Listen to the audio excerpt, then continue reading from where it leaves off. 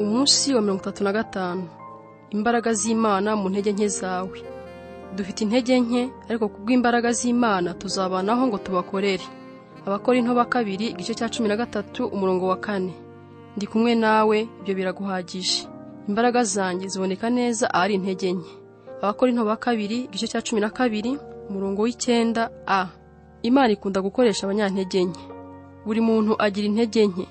Mu by'ukuri nawe ubwawe ufite umurundo w'inenge n'ibidatunganye byinshi, haba mu rwego rw'umubiri, amarangamutima, mu bwenge no mu mwuka. Ushobora no kugira ibintu udafiteho ubushobozi bigutera intege nke, nk'ibibazo mu rwego rw'amafaranga cyangwa rw'imibanire. Icy'ingenzi ni uburyo witwara muri ibyo byose. Akenshi dukunda guhakana intege nke zacu, tukazishakira ibisobanuro, tukazibabarira, tukazihisha, kandi tukumva tutazishimiye. Ibyo rero bituma Imana idashobora kuzikoresha uko yashakaga. Imana ibona mu buryo butandukanye intege nke zawe. Iravuga ngo inzira zanjye n'ibyo nibwira bisumba ibyanyu. Niyo mpamvu kenshi ikora mu buryo bunyuranye cyane n'ibyo twe twibwiraga. Twibwira ko Imana ishaka gukoresha imbaraga zacu gusa, nyamara yo ishaka no gukoresha intege nke zacu mu buryo wihesha icyubahiro. Bibiliya iravuga ngo Imana yatoranije ibigambiriye iby'isi yita ibinyantege nke kugira ngo ikoze isoni ibikomeye. Intege nke zawe ntabwo ari impanuka. Imana yaziretse ibishaka ngo zigaragare mu buzima bwawe kugira ngo ushobore kugaragaza imbaraga zayo muri wowe. Ntabwo Imana igitangarira imbaraga cyangwa kwigira. Usanga ahubwo ikunda kuba hafi y'abafite intege nke ariko bakabyemera. Kuko kwemera intege nke zacu nibyo Yesu yitaga kuba umukene ku mutima. Nicyo cya mbere kiranga abo yita abahiriwe. Bibiliya yuzuye ingero zerekana ko Imana ikunda gukoresha abanyantege nke, abantu basanzwe, kugira ngo isohoze ibintu bikomeye yirengagije intege nke zabo. Niba Imana yakoreshaga abantu b'intungane gusa, nta kintu na kimwe cyazigera gikorwa, kuko nta muntu n'umwe muri twe utagira inenge. Kuba Imana ikoresha abantu b'intege nke byagombye kuba inkuru idutera imbaraga twese. Intege nke cyangwa igishakwe nk'uko Pawulo yazise ntabwo ari icyaha cyangwa ingeso cyangwa imyifatire mibi ushobora guhindura, nko kurya cyane cyangwa kutihangana. Intege nke ni nk'imbogamizi waba waravukanye cyangwa udafiteho ubushobozi bwo kugira icyo uhindura. Bishobora kuba imbogamizi yo mu rwego rw'umubiri nk'ubumuga, indwara idakira, ko waravukanye intege nke cyangwa ubundi bushobozi buke. Ushobora no kuba ufite imbogamizi yo mu buryo bw'amarangamutima, nk'igikomere cyaguteye ihahamuka, ibyo wibuka bikagutera agahinda, ibintu bidatunganye muri kamere yawe, cyangwa intege nke z'akarande mu muryango uturukamo. Ushobora no kugira imbogamizi mu buryo bw'ubushobozi cyangwa bw'ubwenge. Ntabwo twese turi intyoza mu bwenge cyangwa mu bushobozi. Iyo utangiye gutekereza intege nke zose ubona mu buzima bwawe, ushobora kugwa mu mutego wo kwibwira uti ntabwo Imana ishobora gukoresha umuntu nkanjye. Ariko ntabwo Imana ijya ibangamirwa n'intege nke tugaragaza mu buzima bwacu. Mu by'ukuri ubundi ikunda gushyira imbaraga zayo zikomeye mu bikoresho by'intege nke. Bibiliya iravuga ngo turi nk'inzabya z'ibumba babitsemo ubwo butunzi. Imbaraga z'ukuri zituruka ku Mana aho guturuka kuri twe. Nk'inzabya zisanzwe natwe tumeneka ubusa, turimo inenge, kandi ibintu byose bishobora kuduhutaza. Ariko Imana izadukoresha nituyemerera gukorera mu ntege nke zacu. Kugira ngo rero ibyo bishoboke, tugomba gukurikiza urugero rwa Pawulo. Wemere intege nke zawe. Wemere ko udatunganye. Ntukomeze kwirarira werekana ko byose bimeze neza, uba umunyakuri mu bikwerekeyeho. Aho guhora uhakana cyangwa wisobanura, ufate igihe urondora intege nke zawe. Ushobora kuzandika uzikoreye urutonde. Hari ukwatura gukomeye tubona mu isezerano rishya kugaragaza neza icyo tugomba gukora kugira ngo tubeho neza. Kwatura kwa mbere kwakozwe na Petero aho yabwiye Yesu ati uri Kristo, umwana w'Imana ihoraho. Kwatura kwa kabiri ni ukwa Pawulo aho abwira abantu bari babashikiye ati natwe turi abantu buntu tumeze nkamwe. Niba ushaka ko Imana igukoresha, ugomba kumenya Imana iyo ari yo kandi ukamenya uwo uri we. Abakristo benshi, cyane cyane abayobozi, bibagirwa ririya hame rya kabiri: turi abantu buntu gusa. Ntiba ngombwa kukunyuza mu bibazo kugira ngo umenye ibyo ngibyo. Imana ntizashidikanya kubikora kuko igukunda. Ugire kunyurwa mu ntege nke zawe. Pawulo yaravuze ngo nzanezerwa cyane kwirata intege nke zanjye, ngo imbaraga za Kristo zinkoreremo, kuko nzi ko byose ariko bwa Kristo nzishimira intege nke zanjye.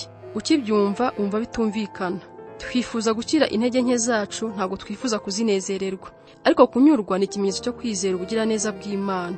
Bivuga ngo Mana, nzi neza ko unkunda kandi uzi neza ibinkwiriye. Pawulo aduha impamvu nyinshi zo kwishimira intege nke twavukanye. Icya mbere, zidutera kwishingikiriza ku Mana. Ubwo yavugaga za ntege nke, Imana yanze kumukiza. Pawulo agira ati nzishimira icyo gishakwe, kuko iyo mfite intege nke nibwo ndushaho kugira imbaraga, uko ndushaho kugira bike niko ndushaho kumwishingikirizaho. Igihe cyose wumva ufite intege nke, Imana ibikwibutsa kuyishingikirizaho. Intege nke zacu zitubuza kwishyira hejuru, zidukomeza mu guca bugufi. Pawulo yaravuze ngo kugira ngo ne kwishyira hejuru birenze ibikwiriye, nahawe igishako cy'ubumuga bwo mu mubiri kugira ngo gihore kinyibutsa intege nke zanjye. Kenshi Imana ishyira intege nke zikomeye ahari imbaraga nyinshi kugira ngo itubuze kwishyira hejuru. Imbogamizi iri mu mubiri ishobora kutubera umushorera wo kutubuza kwihuta no kwiruka mbere y'uko Imana itubwira. Igihe Gideyoni yatoranyaga ingabo 32,000 zo kurwanya Abamidiyani, Imana yarazigabanije isigaza abantu 300. Bivuga ko bagiye ku rugamba umuntu umwe abarirwa abanzi 150, kuko ingabo bari bagiye guhangana zari 135. Uwabiboneraga kure yari kuvuga ko nta kindi kizavamo uretse akaga, ariko Imana yo yari yabikoze kugira ngo Isiraheli imenye ko ari imbaraga z'Imana atari ubushobozi bwabo bwite bwabakijije. Intege nke zacu zidutera kugirana ubusabane n'abandi bizera. Aho imbaraga zizana umutima wo kuba nyamwigendaho, ndihangije nta wundi nkeneye, intege nke zacu zitwereka uburyo dukeneranye. Iyo dusobekeranije imigozi yoroshye y'ubuzima bwacu, turi benshi havamo umugozi ufite imbaraga nyinshi. Vance Havena yigeze gutanga urwenya agira ati, abakristo ni nk'utubumbe tw'urubura, kamwe ukwako kagira intege nke, ariko dufatanye tuvamo ikirundo cy'urubura gifunga imihanda kigahagarika imodoka.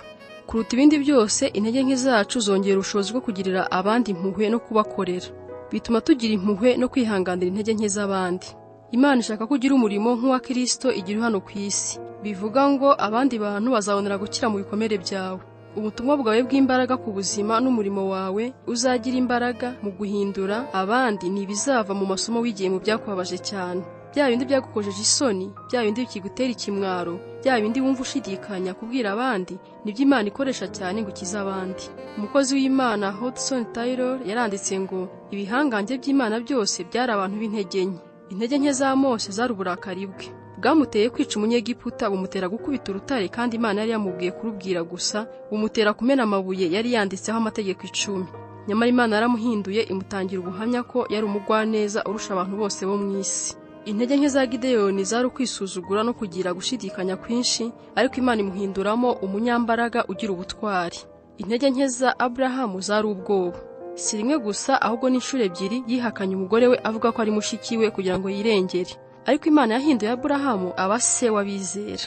Petero yari umuntu uhubuka kandi udafata ibyemezo bihamye, ariko amaherezo yahindutse urutare. Dawidi umusambanyi yahindutse umuntu uhuye n'umutima w'Imana. Yohana umwe mu birasi b'abana b'inkuba yaje guhinduka intumwa y'urukundo.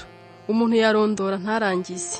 Igihe cyandenga mvuze inkuru zo kwizera kwa Baraki, Samsoni, Yefuta, Dawidi, Samweli n'abandi bahanuzi bakuye mu ntege nke bahabwa imbaraga. Imana ifite uburambe mu guhindura intege nke ikazikuramo imbaraga. Ishaka gufata intege nke zawe ikazihindura. Ubwira abandi intege nke zawe utihishira. Korera Imana nyakuri bitangirira mu kwemera kugaragara ukuri. Uko uzarushaho kujya hagaragara ukiyambura isura itariyo, ugasangira n'abandi intege nke zawe, niko Imana izarushaho kugukoresha ugafasha abandi. Pawulo aduha urugero rwiza rwo kugaragara uko ari mu nzandiko ze zose. Atwereka atihishiriye ibyamunaniye, icyiza nshaka gukora si cyo nkora, ahubwo ikibi nanga akaba ari cyo nkora. Nababwiye ibindi ku mutima byose, ibyamubabaje. Twagize amakuba kandi twararemerewe cyane tugeza naho twiheba ko tuzapfa. Ubwoba bwe. Ubwo nazaga iwanyu nari mfite intege nke, ntinya mpinda umushyitsi mwinshi.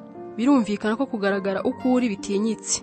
Bitera ubwoba kwiyambura ibyo twihishe inyuma, tukereka abandi ubuzima bwacu ko buri.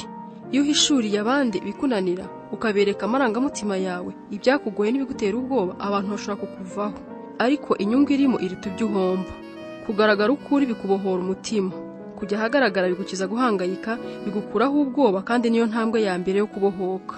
Twamaze kubona ko Imana iha ubuntu abicisha bugufi, ariko benshi bumva nabi kwicisha bugufi. Kwicisha bugufi ntabwo ari ukwisuzugura cyangwa kugaya imbaraga zawe, ahubwo ni ukwemera udahisha intege nke zawe. Uko urushaho kuba umunyakuri ku ntege nke zawe, niko urushaho kunguka ubuntu bw'Imana, niko kandi uzabona n'ubuntu buva ku bandi. Kugaragara ukuri bikwambika igikundiro, abantu baca bugufi batugiraho rukuruzi. Kwihagararaho bituma abantu bakujya kure, ariko kugaragara ukuri bikurura abandi, kandi kutihishira niyo nzira itwinjiza mu busabane bw'umutima. Iyo niyo mpamvu Imana ishaka gukoresha intege nke zacu aho gukoresha imbaraga zacu gusa. Iyo abantu babona imbaraga zawe gusa bacika intege, bakavuga bati none se warabishoboye, jye biriya sinabyifiramo. Ariko iyo babonye Imana igukoresha nubwo ufite intege nke, bibatera kugira imbaraga, bakavuga bati wenda nanjye Imana yashobora kunkoresha. Imbaraga zacu zitera gushaka kurushanwa, intege nke zitera kujya hamwe. Mu buzima bwawe hari aho ugomba kugera ukiyemeza niba ushaka gutangaza abantu cyangwa ushaka kubahindura. Ushobora gutangaza abantu bakurebera kure, ariko bisaba kubegera hafi kugira ngo ushobore kubahindura, kandi iyo ubegereye babona inenge zawe. Ariko ntacyo bitwaye. Icyangombwa cya mbere ku muyobozi si ukuba intungane, ni ukuba umuntu w'umwiringirwa. Abantu bagomba gushobora kukwizera kugira ngo bakujye inyuma bemere ubuyobozi bwawe. Umuntu rero yubaka ate icyizere abantu bamugirira? Si uko wishushanya n'intungane, ahubwo ni igihe wemera kugaragara ukuri. Wirate kubw'intege nke zawe. Paulo yaravuze ngo nzirata ko ndi umunyantege nke, nuko Imana ari inyembaraga, kubona ishobora gukoresha izo ntege nke ikihesha icyubahiro. Aho guhagarara wemye nk'umuntu wiyemera kandi udashobora kunyeganyega, jya wibona nk'uwaguzwe ubuntu. Satani nakwereka intege nke zawe, ujye uzimwemerera, ariko wuzuze umutima wawe ishimwe kubwa Yesu, kuko we azi intege nke zacu zose, no kubw'Umwuka Wera udufasha mu ntege nke zacu. Hari ubwo Imana ifata imbaraga zacu ikazihinduramo intege nke kugira ngo ishobore kudukoresha birenzeho. Yakobo yari umuriganya wamaze igihe kinini cy'ubuzima bwe acura imigambi y'uburiganya, ikindi gihe akakimara ahunga ingaruka zabyo. Ijoro rimwe arimara akirana n'Imana mu rukerera, arayibwira ati sinkurekura utampaye umugisha. Imana iramusubiza iti bibe bityo, ariko irabanza imufata itako irarikura. Ibyo rero bitwigisha iki? Imana yakoze ku mbaraga za Yakobo. Imikaya y'itako irusha imbaraga indi yose ku mubiri, izihindura intege nke. Kuva uwo munsi Yakobo yatangiye kugenda acumbagira, bityo ntabe agishobora kwiruka. Ibyo byamuteye kwishingikiriza ku Mana, yabikunda atabikunda. Niba ushaka ko Imana iguha umugisha ikagukoresha cyane, uzabe witeguye kugenda ucumbagira imyaka isigaye yo kubaho kwawe, kuko Imana ikoresha abantu b'intege nke gusa. Gutekereza ku ntego y'ubuzima bwanjye. Ingingo yo kuzirikana. Imana inkoresha kurushaho iyo nemera intege nke zanjye. Umurongo wo gufata mu mutwe. Ubuntu bwanjye buraguhagije, kuko aho intege nke ziri ariho imbaraga zanjye zuzura. Abakorinto ba 2:12 umurongo wa 9a. Ikibazo cyo gutekerezaho. Ese naba mbuza imbaraga z'Imana gukorera muri jye, ngerageza guhisha intege nke zanjye? Ni iki nakwerurira abandi kugira ngo ntangire kubafasha?